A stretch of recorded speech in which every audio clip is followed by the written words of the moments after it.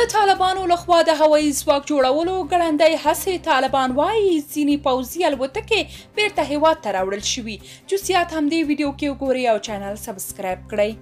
د بلخ ولایت ځایي چارواکي د افغان پوځي ځواکونو د ځینو هغو الوتکو له بیرته راوړلو خبر ورکوي چې د تیر حکومت د پرځېدو په وخت کې د افغان پیلوټانو لخوا ګاونډي هیواد ته وړل شوي وې.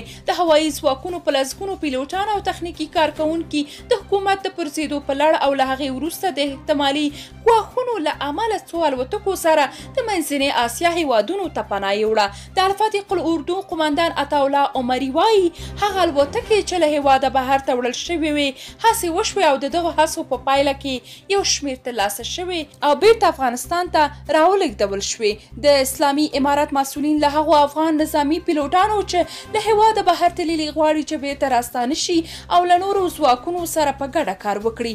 له بل لوري د بلخ د هوایي لوا قمندان ضیاءالحق عاصم په دغه ولایت کې د هوایي ځواکونو له پیاوړي کېدو خبر ورکوي او زیاتوي چې د دغو ځواکونو د تخنیکي او انجینري ډلې اوس یو نظامي الوتکه ترمیم او بیرته فعاله کړې. نوموړي زیاتوي الوتکه خرابه شوې وه او د ترمیم لپاره باید دوبۍ ته وړل شوې وه.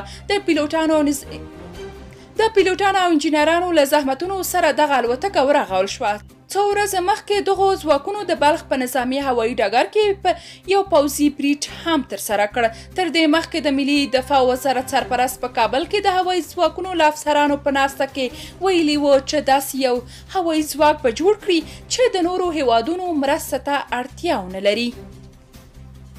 درنو لیدونکو که تاسو د دې موضوع په اړه څه نظر لرئ، نظریات مو کومنټ کې راسره شریک کړئ او چینل سبسکرایب کړئ.